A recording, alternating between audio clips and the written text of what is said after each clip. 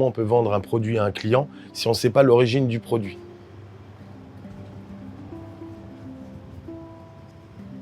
On nous a posé souvent la question, quel est votre aboutissement, les titres, Non, l'aboutissement de la vie professionnelle, c'est à partir du moment où on peut s'exprimer à 100%.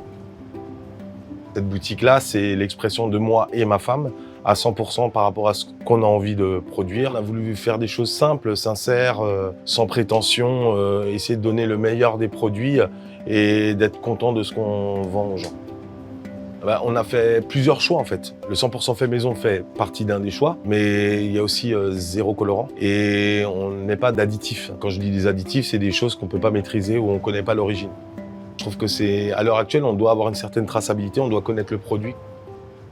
C'est vraiment important de pouvoir au maximum, comme disait Cyril, savoir d'où ça vient pour pouvoir un peu créer une histoire autour de ça. Pouvoir rester au maximum sur des produits français.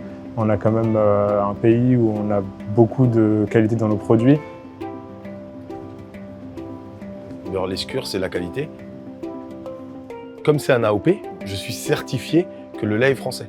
On se rend compte qu'on a plein de beurres qui sont dits français, mais où le lait vient d'un peu partout en Europe.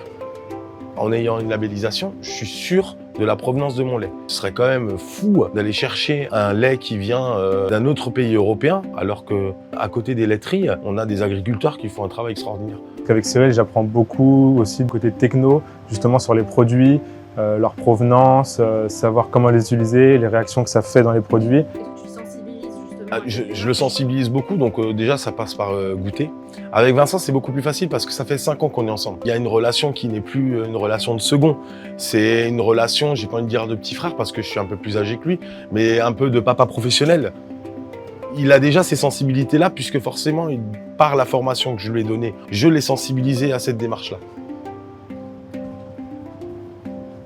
Cette brioche Nicolas, elle est née tout simplement d'une recette que Nicolas Boussin nous a transmis et que moi j'ai légèrement modifié et que j'ai mis au goût du jour pour l'adapter dans ma production et faire plaisir à mes clients.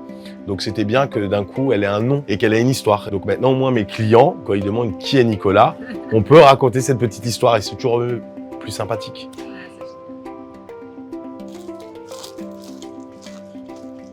Je pense qu'il serait content. Je pense aussi, ouais. Tu l'as dit d'ailleurs?